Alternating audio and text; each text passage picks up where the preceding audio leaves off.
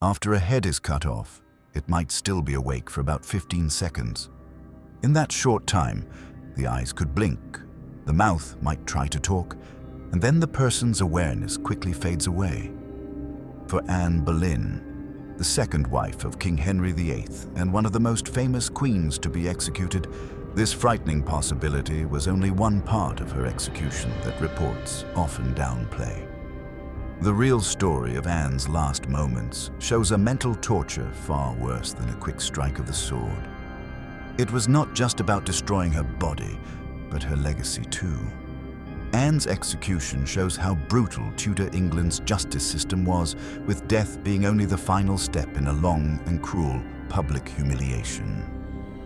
Many history books simply say that she was beheaded for treason, but in truth, her last days were carefully planned to crush her spirit. Her death wasn't only an ending, it was the last step in Henry VIII's plan to get rid of a woman who had become too powerful for him. By May 19, 1536, Anne Boleyn had spent 17 days locked in the Tower of London, the same place where she had once stayed before becoming queen.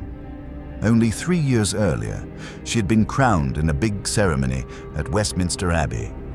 Now she waited to be executed, though the date kept being delayed, adding to her psychological torture. King Henry VIII even brought in a skilled swordsman from France instead of using the usual English axe. Some said this was kinder, but really it made her death feel more like a planned show of what was to come. In her last hours, Anne seemed strangely calm. People said she even looked cheerful while waiting to die. Today, psychologists might recognize this as dissociation, which is when the mind tries to protect itself during something very traumatic. She even joked that it would be quick to behead her because of her small neck. This was her way of hiding fear. What most historical accounts don't say is how truly terrified she must have been, knowing her name and honor were being ruined by false claims that she cheated on Henry VIII, slept with her brother, and even plotted to murder the king. What makes Anne's execution so disturbing isn't just that she was beheaded, but that King Henry wanted to destroy her identity. Henry wanted more than her death. He wanted her forgotten, her achievements denied, and her daughter Elizabeth branded illegitimate. The execution was the final act in a campaign to destroy her reputation and make people believe their queen deserved such an end. In the days before her death, Anne was forced to hear false and lurid stories about her supposed sexual sins. Accusations so absurd they would never stand in a modern court. On May 19th, the morning was unusually bright, a sharp contrast to the dark events ahead. Anne had spent her last night in prayer, unable to sleep. Records show she requested the sacrament at 2 a.m., kneeling before the host for hours in desperate devotion. By dawn, she had been awake nearly a full day, worn down by fear and exhaustion. When the tower's lieutenant came for her, she was said to be laughing with her ladies. More likely a sign of stress and collapse than of peace. Anne's execution had been delayed and rearranged several times, a cruel form of psychological torment. The uncertainty of when death would come was itself a weapon against her.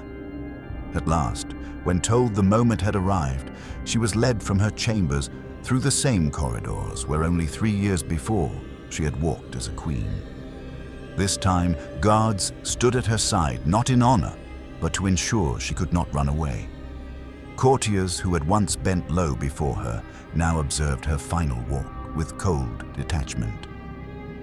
The scaffold on Tower Green was unusually low, unlike the tall platforms often shown in films. Anne climbed just a few steps, which left her almost level with the crowd instead of raised above them. Records suggest the execution felt more like a public spectacle than a solemn event, meant to show the king's power. Anne was allowed a final speech, not as an act of mercy, but because tradition required it.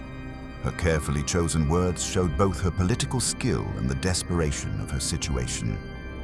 "Good Christian people, I am come hither to die. For according to the law, and by the law, I am judged to die, and therefore I will speak nothing against it. Her calm acceptance of death was not submission, but a final act of defiance. By recognizing the law without confessing guilt, she quietly questioned the validity of the charges. Most striking was the king's absence. Unlike the staged displays of royal justice, Henry VIII chose not to attend, remaining at Whitehall Palace for confirmation of Anne's execution. As the sword struck, he was already celebrating his coming marriage to Jane Seymour, a clear sign of how easily Anne was discarded. What was once personal had become political, and her death was simply a step in the king's search for a male heir. Anne's executioner was a swordsman brought from Calais, paid well for his skill. In England, beheadings were usually done with an axe, which often took several blows. The Frenchman's sword could take a head in one stroke, but he was a stranger to Anne, a final insult for a queen once so powerful. The blindfold, often described as an act of mercy to spare her the sight of the blade, was in fact more practical. It kept her from flinching, which could have turned even a clean strike into a botched execution. Anne knelt upright instead of laying her head on a block. She held herself steady with great effort, whispering prayers as her eyes shifted under the blindfold, listening for any sign of the blade.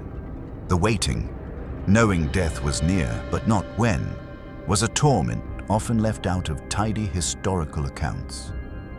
The beheading itself was swift by Tudor standards, done with a single stroke, though what followed is rarely described. According to witnesses, her eyes and lips moved for several seconds after the execution, a grim reaction caused by the last traces of oxygen in the brain. Some even claimed her lips shaped words, as if finishing the prayer cut short by the sword. The sight was so disturbing that some fainted, while others turned away in shock at the chilling reminder of how fragile the line is between life and death. Even more telling, no coffin had been prepared. Her grieving ladies-in-waiting were forced to place her body and head in an arrow chest, a small detail that revealed the utter disregard for Anne's dignity. Even in death, she was treated as an inconvenience, a political problem to be erased rather than a woman worthy of dignity. Her body was placed in an unmarked grave in the Tower Chapel without the rites of a proper Christian burial, as if the king hoped her memory would vanish as quickly as her life had ended. Henry's effort to erase Anne did not stop at her execution. Painters were ordered to destroy her portraits, her emblems were carved out of palace walls, and courtiers quickly learned that speaking her name could bring danger. While history often dwells on the spectacle of her death, the deliberate attempt to erase her presence was a violence beyond the scaffold, an execution not only of a person, but of a legacy. It took centuries for historians to slowly piece together Anne's life from the fragments that survived Henry's purge. Her execution also deeply scarred those forced to witness it, especially her ladies-in-waiting, who had to wash and prepare her severed head for burial. Fearing that any sign of grief might link them to her alleged crimes, they carried out this grim duty with forced composure. Many were haunted by nightmares for years. The psychological shock spread far beyond Anne herself, casting a lasting atmosphere of fear over Henry's court. In the immediate aftermath, Anne's daughter, Elizabeth, then not yet 3 years old, was declared illegitimate and removed from the succession. The future Queen of England was, in effect, left orphaned, her mother executed, and her father publicly denying her birthright. Anne's daughter, the powerful Elizabeth I, faced many challenges during her life. What happened to her body after death will shock you. Click here to discover the truth.